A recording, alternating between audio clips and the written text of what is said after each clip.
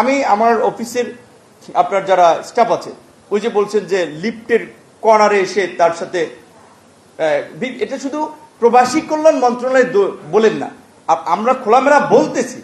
এমন কোন বাংলাদেশের দপ্তর আছে, এমন কোন সেক্টর আছে যেখানে ঘুষ দুর্নীতি অনিয়ম নাই, রাতারাতি বন্ধ হবে না, বাট বন্ধ করার চেষ্টাটা করতে হবে। সেই ক্ষেত্রে সরকার এই বিষয়ে খুব হার্ডলাইনে, আপনারা বিশ্বাস করবেন কিনা, প্রথম মিটিংয়ে প্রধানমন্ত্রী বলে দিয়েছে, দেখেন আমরা কিন্তু আগে থেকে অনেক প্রোপাগান্ডার ন্যারেটিভ আমাদের বিরুদ্ধে দাঁড় করানো হয়েছে বা হচ্ছে, সুতরাং আপনারা কেয়ারফুল থাকবেন। ইটস ট্রু যে আপনাদের অনেক ধরনের ইনভলভমেন্ট আছে, আপনাদের অনেক কর্মী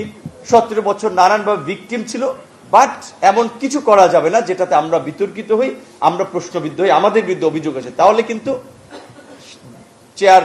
জায়গায় সে থাকবে না। ওই জায়গা থেকে মন্ত্রীরা ভিতরে ভিতরে কিন্তু একটু তটস্থ আছে যে কার চেয়ার কোন সময় চলে যায়, ওই এই চাপটা নিয়ে কাজ করতেছে এবং যার যার অফিসও সেইভাবে মুভ করতেছে। তো আমার মনে হয় অন্তত অনেকখানি পরিবর্তন আমরা করতে পারবো যদি 5 বছর এই সরকার স্মুথলি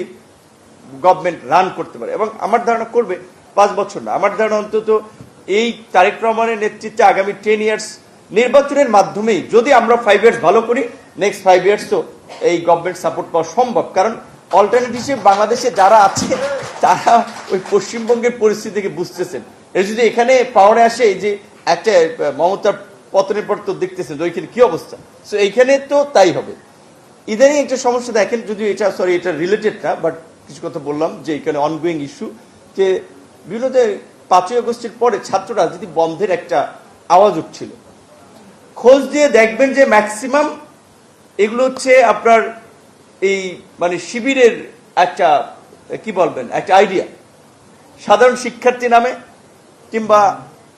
সাধারণ শিক্ষার্থীদের সংগঠনের নামে, যেটা আবার আমরা দেখলাম গণ অভ্যুত্থানের পরিচিত মুখ ওই ছাত্র নেতা আমাদের একজন আব্দুল কাদের, সে বলেছিল যে 5ই আগস্টের পরে কিভাবে বিভিন্ন হলগুলোতে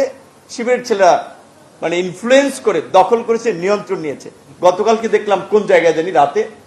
সেম দাবিতে উঠতেছিল। কারণ যদি রাজনীতিটা প্রকাশ্য ছাত্র রাজনীতি বন্ধ থাকে, তাদের হিডেন রাজনীতি তো চলে, ওইটি আপনি ধরতে পারবেন না। বাংলাদেশে আওয়ামী লীগের এই রকমের পিরিয়ডে আপনি দেখেছেন তাদের মধ্যে থেকে কিভাবে তারা সার্ভাইভ করেছে, এবং আপনার যখন পরিস্থিতি পরিবর্তন হয়েছে খোলস বদলে তারা দাঁড়িয়ে গেছে। সো এই আমাদের একটা স্বচ্ছ রাজনীতির জন্য সচেতন নাগরিক হিসেবে আমাদের বোধহয় এই